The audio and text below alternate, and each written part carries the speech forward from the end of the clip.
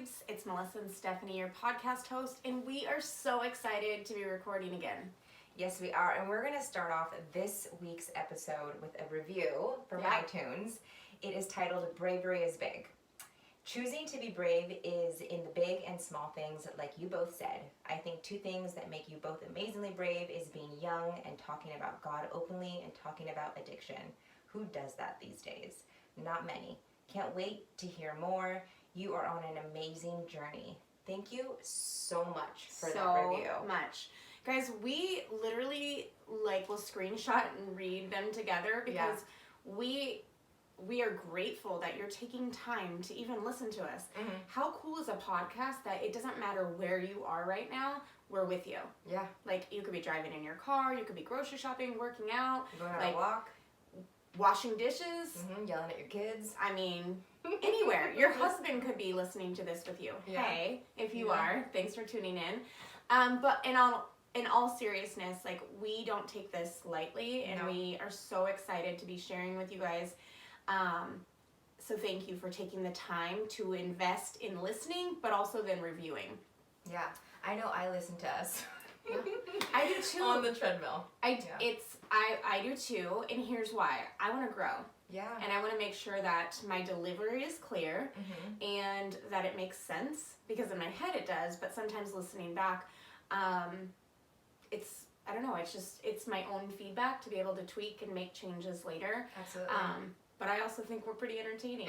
I'm engaged. I know. I was actually thinking we should do a podcast of jokes. I was actually thinking we should do a podcast of reviews of Netflix series or our favorite workout pants. If you guys would like to hear stuff like that, let us know, because that might be really fun. That would be really fun. I like that. And if you haven't had a chance to check us out on Instagram, definitely do. You can check the show notes, and there'll be a link to both of our bio. Yeah. But we did a reel to get to know us better, so go and check those out on ours and tell us if there's anything that we have in common, because we want to know who's listening to us. If you're not tagging us in your stories, or texting us or giving reviews, so we want to connect with you there too. Absolutely. I love Instagram. Yeah. It's my favorite social media platform. Yeah. I used to be primarily Facebook, but I was just telling, so I'm in direct sales, and I was telling some of the girls that I work with, is I feel like Facebook is my home, where it's chill, and it can be a little bit messy. I can throw up all my pictures there, and then Instagram is this new place where I'm meeting all the people, and it's not weird if someone follows you. Where on Facebook, if someone adds you, you're do I know you? How many friends in common do we have? But if someone follows you, you're thanks for the follow, sister. How are you? What do we have in common? Yeah. So yes, we love social media, and the reels get me now. Oh, I love because I loved TikTok during quarantine. Yeah. I was you told me hey girl, it's cool to not do them all day. But for a solid 2 weeks, I was TikToking, making my family do it. I didn't go viral. Okay, they killed it though. They did. Yeah. So now Raylan's into the reels, because it's TikTok on Instagram. Yes. So. And I feel it's so much more user friendly. It is. It's fun. Yeah, it is. I like it. I'm glad they did the voice. Okay, anyways. That's not what we're talking about today. No. That could be a review episode. But today we're going to go in a little deep. Yeah. And talk about sobriety. Yeah. Which is something that has transformed both of our lives. Yeah. And is a big aspect in our life, and why we are the way we are, who we are, where we are in our life and in our walk with Christ even. And it's just a big deal. Yeah. Yeah, for me, it literally has transformed every area of my life, and I actually just shared yesterday, because I looked at the calendar, and I didn't realize I let 2 days go by, because I do try to still celebrate those milestones, because I remember what it was like when I was stuck in that cycle of not being able to get out of it. That I have, I think it's 52 months, so 4 years, 4 months and 2 days. Yeah. Without a blackout, so go me. Yes, go you. Yeah. I just got chills with that, because I was talking to Jake, my husband, before we recorded, and I was telling him how it's every episode I hear how opposite we are, even though we're the same. Yeah. I know. But I stopped counting my days of sobriety a long time ago, And I was worried that I would in some way make it seem negative that you did. And in that conversation, I realized that those milestones are such a big deal. It's such a big deal to hit 1 day sober, 1 month sober. And like, that's why AA is so amazing, because of those milestones. I remember in the beginning of my walk, which we'll get into each story, but I remember getting that 1 month trip, and it was like a big deal. And now I'm in a different place, but when I see people be sober for X amount of days, like, it's something to celebrate. Yeah. It really is. And everyone, like anything in life, goes through ebbs and flows and seasons of doing this and doing that, and it works for some people and some people it doesn't. But I love your posts of X amount of days sober, because it shows people how long you've been sober and that you're still celebrating it, because it's something worth celebrating. Yeah, thank you for that, because there's definitely been times in my head where I've been like, should I keep sharing? Is this white noise? But I also know that I've had many people who've reached out to me and said that because I've shared so openly, they've either taken the steps to get sober or it's kept them sober. And I'm not God. I don't have that type of power, but knowing that my mess that I've turned into a message can empower someone to take control of their life, I really feel like that's a gift that the Lord's given me, that I can go out and share that with people and use my testimony to help serve people who might still be stuck or feeling like they want to backslide, because that happens too. Yeah. And I had a lady reach out to me, and she said, you know, I think she was like 12 years sober, and she's like, but at what point do I stop celebrating? And I said, I don't think you do. Yeah. Whether it's publicly or it's privately, you get to choose whatever that looks like. But for me, I know how long I knew I needed to make a change. And sharing on social media, I really think, because I wasn't walking with the Lord, that was my accountability for a long time. Yeah. And now I'm sober because I want to be. But I would say like my first year, and I think I talked about this in one of our first episodes, that I didn't really enjoy sobriety. Yeah. It wasn't something I wanted to do. I knew I needed to do it. And sometimes you have to take those steps in doing the things that are really freaking uncomfortable, but may help your state or mindset or well-being, whatever, and do it before you're ready. Because I can tell you that if I was still drinking or I'd never walked away from drugs, my life would look drastically different today. Absolutely. Yeah. Absolutely. So let's just dive in. One amazing thing, Melissa got sober on my birthday, like you said, over 4 years ago. So what brought you to okay, this is it. I have to do this moment? I don't want to get emotional. It's an emotional story though. So backstory, I knew I had a problem for a really long time. And anytime I share my story and I include anyone else in it, it's never to bring shame to anyone else. It is never to make anyone feel bad. It is just me simply speaking my truth. So my mom is an addict my entire life, and my dad was an alcoholic until I think my dad has 13 years sober now, which is incredible. And so I knew what alcoholism looked like. I knew what addiction looked like. But I didn't have a lot of friends in my life who were heavy drinkers, or that would get so blacked out drunk like I did. And I would wake up with this overwhelming shame and guilt and looking through my phone like, oh my God, who did I text? Who did I call? Or my husband would repeat conversations that we had, and I had no memory of it. And my boys started making comments like, how come you were dancing all crazy last night? Or how come you walked out of the room without your clothes on? Like actual things that had happened.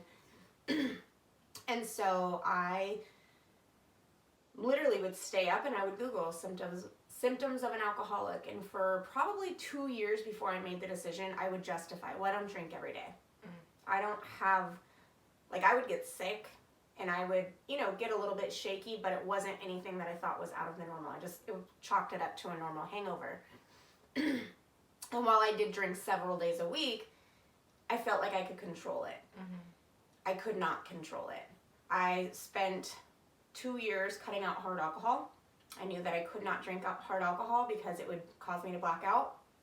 So then I shifted to just beer and wine. And then I realized I was blacking out with wine too, so I was just going to cut it down to beer. And then I was still blacking out with that, so it was like, I was like, okay, I'm just going to drink vodka.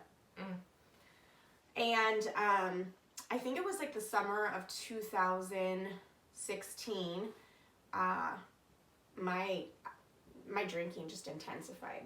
Like, it was summer, I didn't have a lot of responsibilities because my kids were out of school, I run a business from home. Any little thing I could celebrate, I was going to celebrate.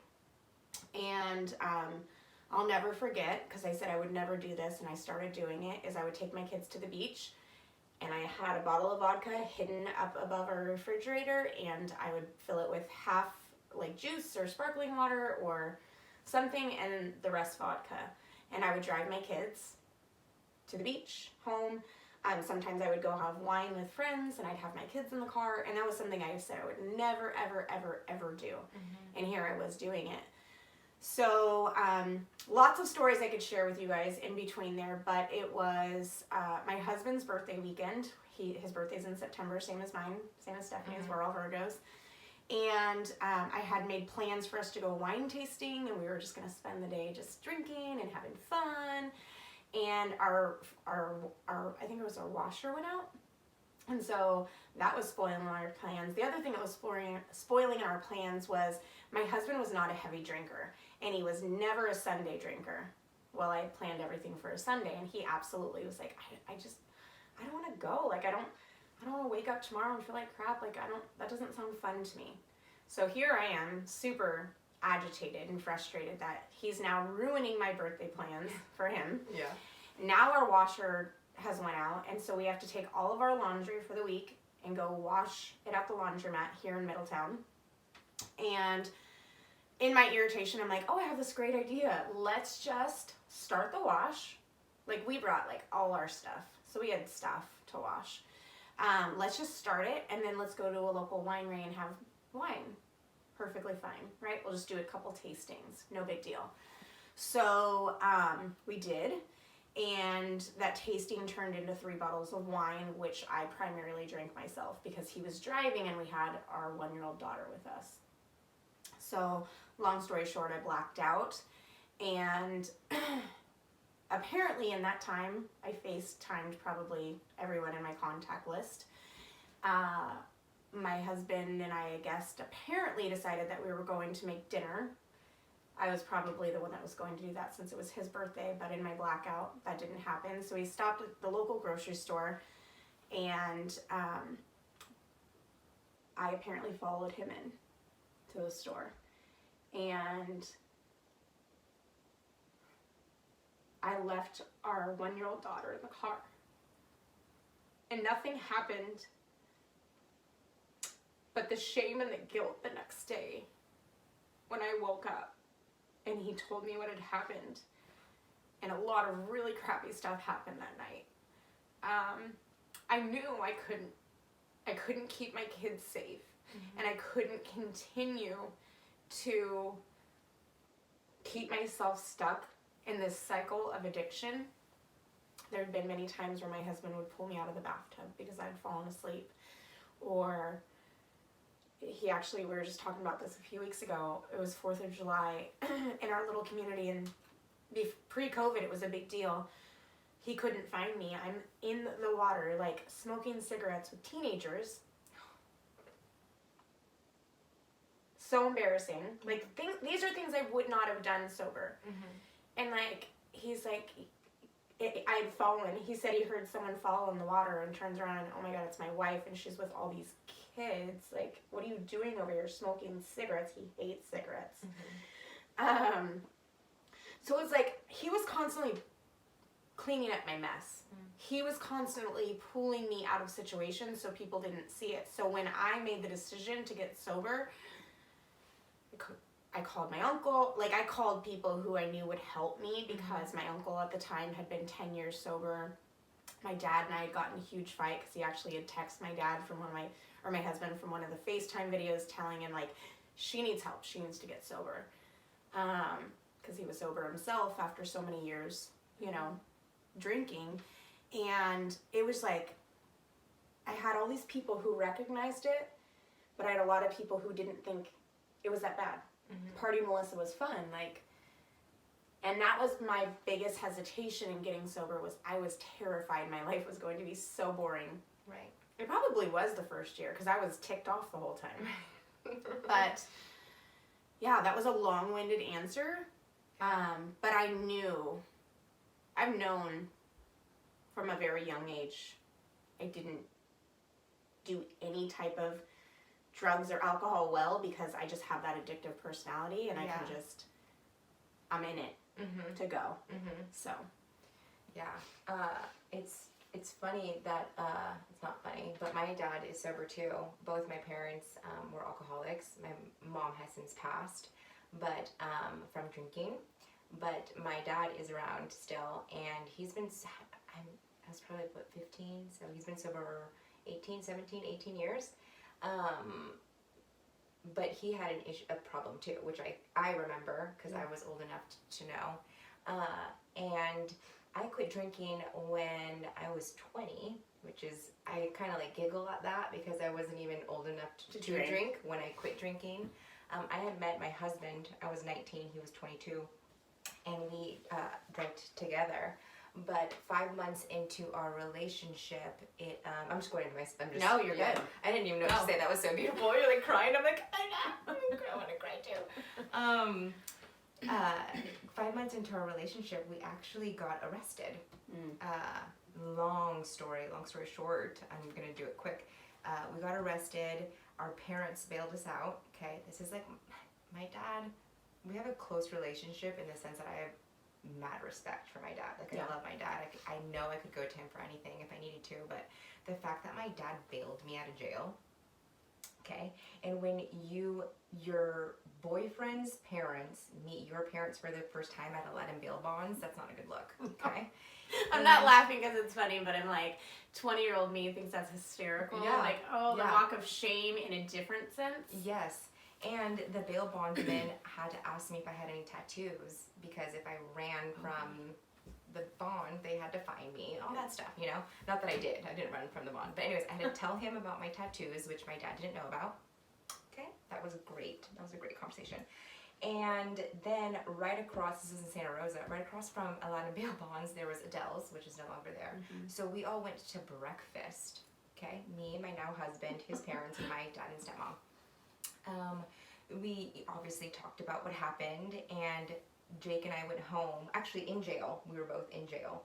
I had no pants. I was in little leggings that should not have been pants, and in pig slippers because I didn't have time to put shoes on, okay?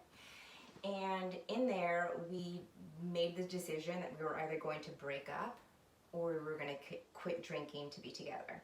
So we decided to quit drinking to be together, because it's a beautiful love story. Yeah. Okay?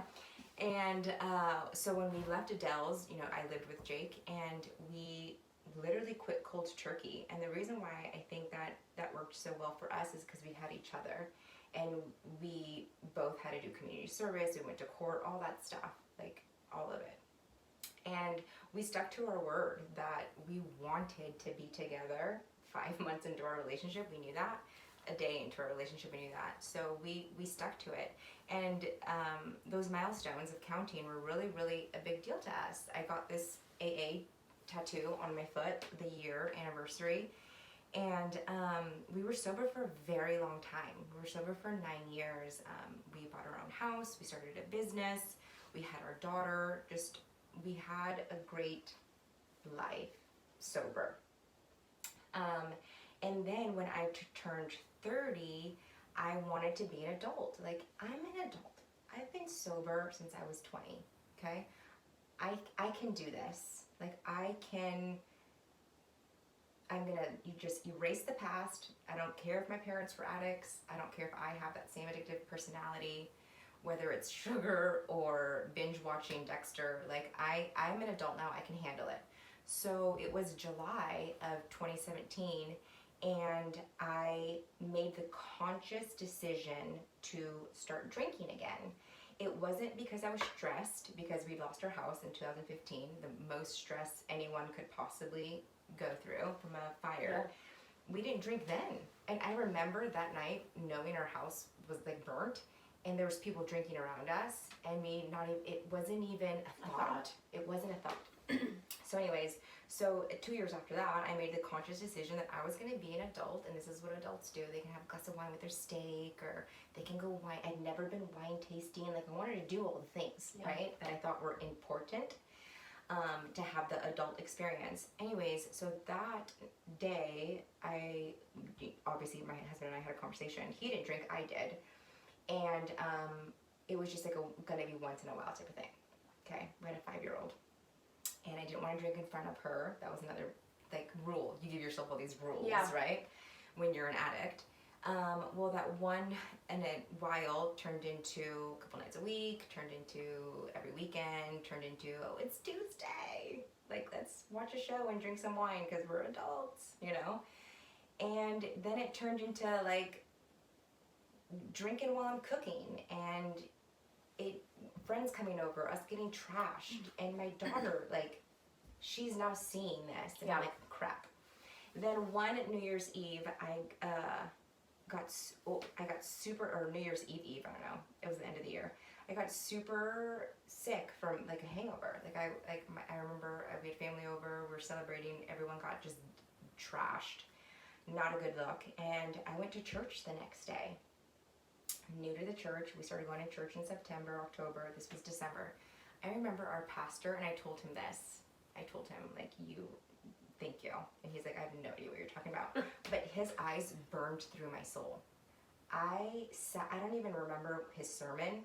I don't remember anything but his eyes burning through my soul because he knew that I was hungover. Okay? He doesn't say anything like, he wasn't anything he was saying. I just knew. Yeah. I know now it wasn't him as a person. It was like God or whatever. I get super sick for a whole week after that with the flu. And I haven't touched alcohol since then. And it was like, I got sick for a reason. And I look back now, and the reason why I don't count now, just to clarify, is I counted for so long, and this is nothing against you or anyone, this is like my own story, but I counted for so long because in my mindset, it was me doing it. Like, I have been sober for 9 years. Jake and I have been, look at everything that we've done because we've been sober. Like, we're so freaking cool, you know? And once I got sick and that moment at church happened when I was like sweating, okay, I knew that it wasn't me that kept me sober. And I truly, with every cell in my being, believe that I started drinking again so that I could quit again and know that it wasn't by my own strength. And the reason why I don't count now is because it's not even like a thing. Yeah. It's not even like oh, I don't drink because. It's like I just don't do it. Right. Like, it's just not part of who I am. But I do feel like I could talk about it more because it is a big deal, and there are people that struggle.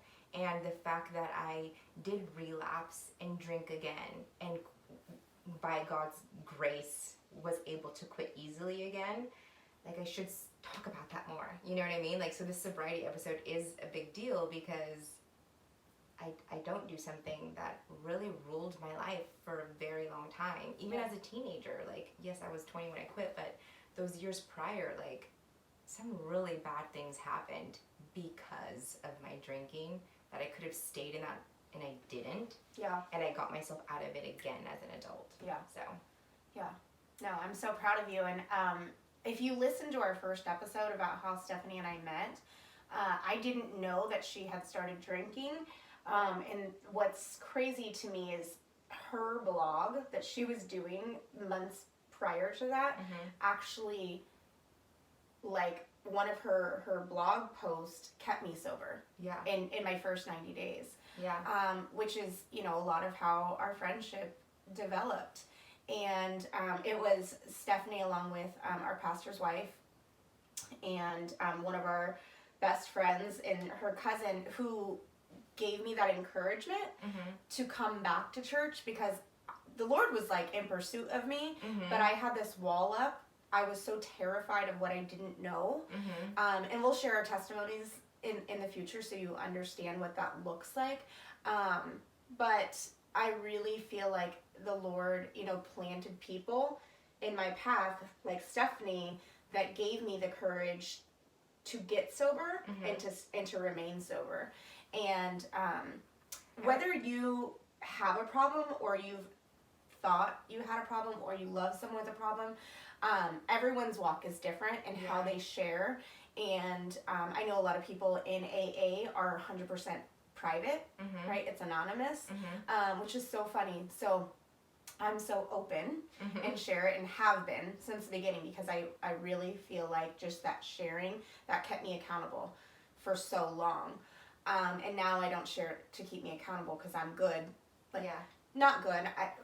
The Lord has given me freedom from that addiction. And even up until just I want to say a year ago, I would still struggle with those urges. Even at the beginning of quarantine, you guys. I literally would feel like I'd be so much happier I just had a drink. I would be a funner mom if I just had a drink. But we share all of this is that we're not trying to tell you how you should share your journey or someone else's journey, or if you make a decision to. You're getting two completely different perspectives from two completely different journeys, but two very sober-minded people who know this isn't on our own doing, and we don't want to do this on our own. Right. Doing it on my own got me sick, addicted, stuck, and in that cycle for so long, because I fell into an addiction at a very young age, very, very young age. I actually used methamphetamines for the first time in the 5th grade. Wow. So my story of addiction goes in very, very long and deep, but you brought up something that I wanted to touch on, and I don't know if there's any young girls that are listening to this, or moms that want to share this with their young girls. Talk to me about, you said there were some things that happened when you were, you know, young and drinking. What would you tell your younger self, or what would you tell a 15-year-old in your life who's making those choices? I would say, like, check yourself before you wreck yourself. Honestly, like, I think that you're so close-minded when you're a teenager, and like my mom had just passed away from alcoholism, and here I am seeking alcohol to numb the pain of my mother passing from alcohol. It's like this vicious cycle, you know? And like talking to my daughter now, like she made an oath when she was 7 that she was gonna be the first deal to never drink or do drugs. She made that oath on her own. She wants to be the first of our families. And it's like, we have to have that open conversation now of addiction, because both my side and my husband's sides have addiction. And if we don't have that open communication now with our children, they could possibly fall into that. So you talk about doing, you know, methamphetamines in 5th grade. If you weren't sober now, imagine where your children would be. So it's like, I would tell my younger self, like, you don't need to numb your pain. There's different ways to get through it. And what you're doing is only going to lead you into a black hole. There's nothing good that's going to come from partying, blacking out, drinking and driving. I by God's grace, I don't know how, I didn't get a DUI at 18. When I was so drunk, I drove from, you know, you're not going to know if you don't know, but if you know, you know. I drove from Santa Rosa all the way to San Rafael, realized after I blacked out, drove back to Petaluma to go back home to Santa Rosa, and I crashed my car in Petaluma. I didn't hit anyone, thank God. I rolled my Jeep all the way down into a ditch. I climbed out, and an off-duty EMT happened to be behind me, called 911. I didn't get a DUI.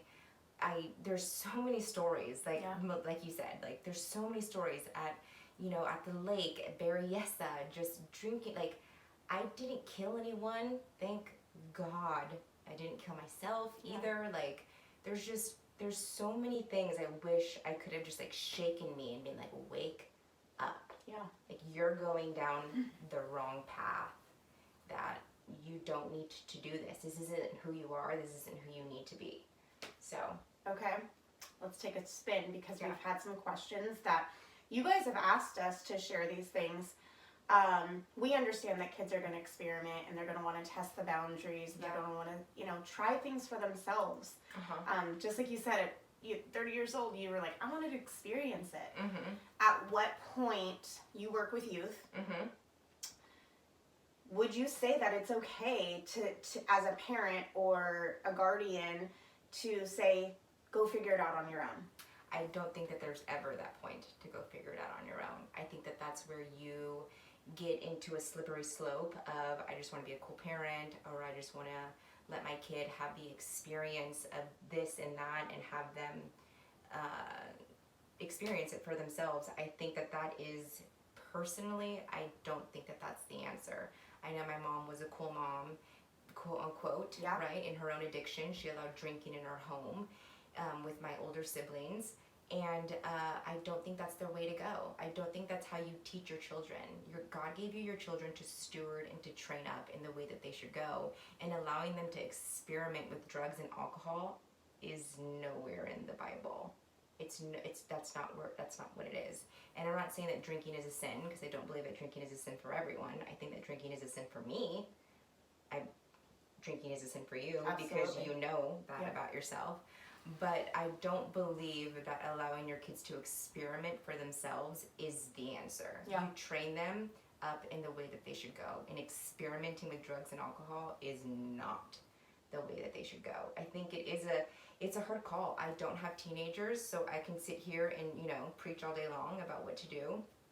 But I would not, if someone in the youth group that I help, lead, says, Stephanie, I'm going to drink alcohol, or what do you think? I would turn them the other way. I would do my best to follow scripture. I would go to, people above me, pastors, all of it. I would do everything I could to steer the kid away from parties and drinking, because I don't think that that's what teenagers should be doing. I agree 100%. And growing up in that environment with cool adults, it enabled my disease.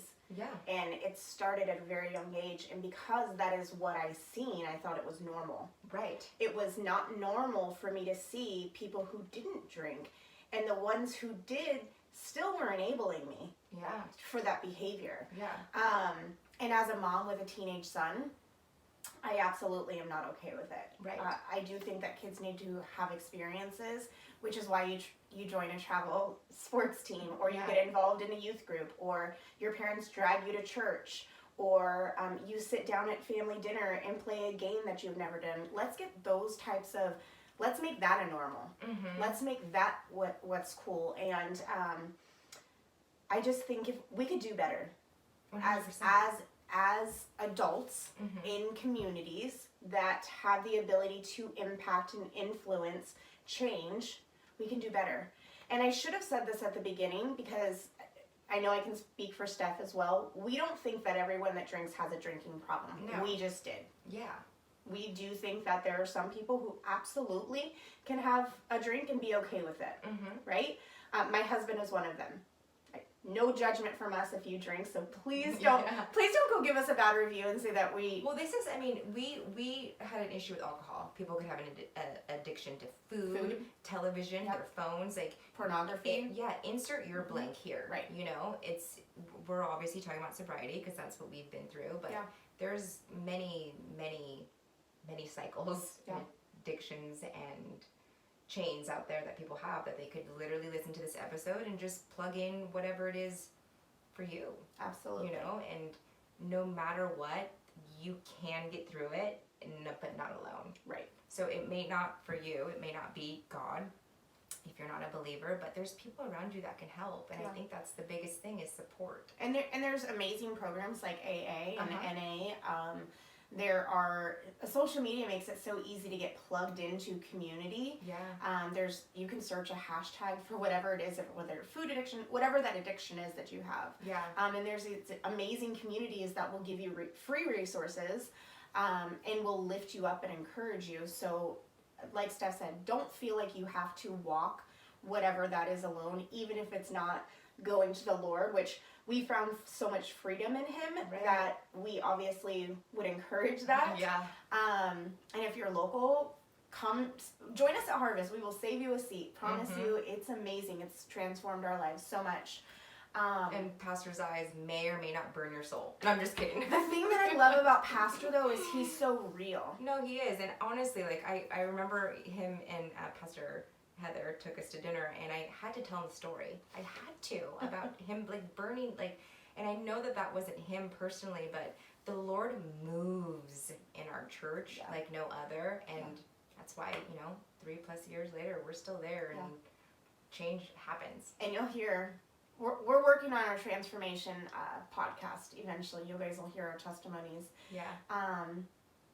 Really cool. Jenna and I, my 5-year-old daughter, or 6, I keep calling her 5. Yeah. She just turned 6. We're getting baptized next weekend. So not this Sunday, the Sunday after. So really excited for that. I got to watch Stephanie and her whole family get baptized 2.5 years ago. Yeah, we were the last baptism of that old tub. Yes. So I'm really excited for what that looks like. But guys, if you are listening to this and you feel like, do I have a problem? How do you recognize that? And you ever have questions for either one of us? Yeah. Again, check our show notes because you can find us both on Instagram. We're both also on Facebook. I think we're pretty open about that. The other thing is... I'm going to give you just a couple tips on what I did early on in my recovery, and then maybe Stephanie can offer a couple, and then we'll wrap it up, because we know this is long-winded today. Yeah. But we hope that it has been helpful in some sort of way, even if it's not you, maybe it's someone in your life. Yeah. So for me, when I knew that I needed to stop drinking, is number one, I reached out to people, right? People that I knew were going to help me stay accountable, and I communicated. The next thing is I wrote myself a letter. And I dated it from that date, and I sealed the envelope with 1 year later. And I still have that letter, but it was where my life was at that moment, the emotions that I felt, all the things that I was struggling with in my marriage, the relationship with my family, how I was showing up as a mom, how I felt as a human, how I felt in my work. And that if I didn't make the changes, what would remain the same? But if I did, what would life look like? Right. And the coolest thing, I need to go find that letter and read it, because I can tell you my life is 10 million times better sober today, even though it was terrifying and at times very lonely. Yeah. That I made that decision not to. And then I publicly proclaimed it. It was that accountability. I help people through accountability, and so I needed something to keep me accountable. And it's so funny because I've been sober for over 4 years now, and I have one of my great friends who is in the program with AA, and she's always like, come to a meeting with me. So I've been to a couple in the last couple months, and I think the program is really incredible. Yeah. I think it is so great. It definitely offers that community sense. And I was talking with one of my other girlfriends in the program, and she's like, I think you just found God, which you get in the program too. They absolutely talk about finding your higher power. But I developed this relationship with the Holy Spirit that I would have conviction. Like Stephanie was saying that Pastor's eyes are burning through. That was the Holy Spirit. Yeah. Like convicting her. Yeah. And I just know I can't go back to that because I have children who I'm breaking that cycle. Yes. My kids do not, and we've had this conversation, they don't have to grow up thinking that they need to celebrate, because alcohol isn't just a numb from pain. It can be a celebration or to unwind at the end of the night. We live in the mommy wine culture. We live in wine country. Yeah. So just know that if you are taking steps and recognizing that maybe you might want to be sober curious, there are certain things. And the other thing is, guys, in my first year, and now it's just, maybe it's my new addiction, sparkle water. All the sparkle water, and I would make my own mocktails, so that in the slight chance, because it did happen many times, especially in the beginning, because people didn't take it serious. They didn't think I was really going to stick with this, because they knew me as Party Melissa. Yeah. I would bring my own drinks if we went to a social stuff. And I was okay with saying no. Right. So, Steph, what do you got? 100% you have to tell someone. You have to tell someone that you trust that this is what you want to do. If you are sober curious, which I think a lot of people are. Yeah. I think that a lot of people don't know what life would be like without alcohol. They have no conception of what would happen at a gathering or party or this or that. I'm going to tell you right now, I was 21 years old and I was a bartender, sober as a bird.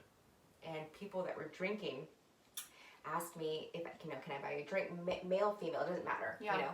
Can I buy you a drink with us? That's what bartenders do, is they drink with you. And I wouldn't, and I would literally tell these people like, oh no, I'm sober. Like 21 years old, working at a bar, dishing out shots. Like, it is possible to have a life without alcohol and to be around alcohol and be okay. Is it going to be easy? Absolutely not. I'm sure I was just naive 21-year-old and thinking that I was probably better than all those people there that I was serving drinks to and they were tipping me, But it is possible to have a happy life. And being sober-minded, there is nothing like it. Yeah. There is nothing like it.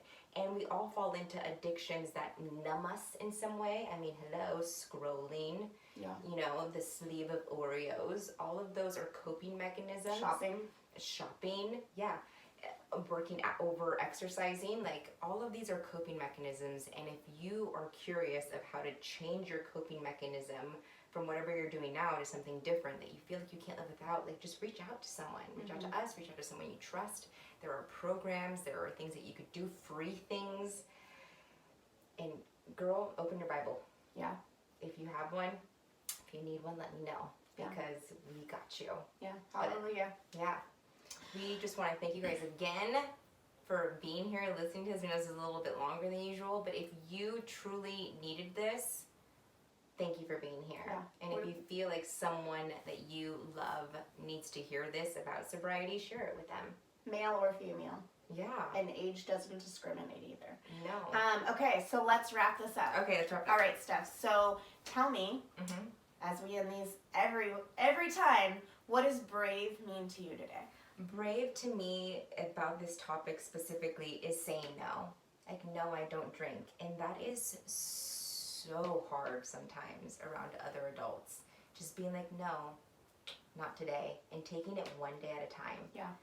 Today, I'm choosing not to drink, and then repeating that over and over again. But it takes bravery and courage and humility to be like, I have a problem, so it's a no. Yeah. How about you, Melissa? Brave for me in this topic is being able to heal from your past without having to numb it. And I know that was a lot of why I started using at such a young age. Why I fell into, alcoholism and addiction. And today I do speak my truth, even when my voice shakes. And I pray that it isn't lost on me, that it is fulfilling something for the Lord, and bringing other people to be able to speak their truth and heal from the inside out. Yeah. So. All right, guys. Well, thank you so much for being here. Please, again, let us know what brave means to you. You can subscribe to our podcast. You can hit the review button.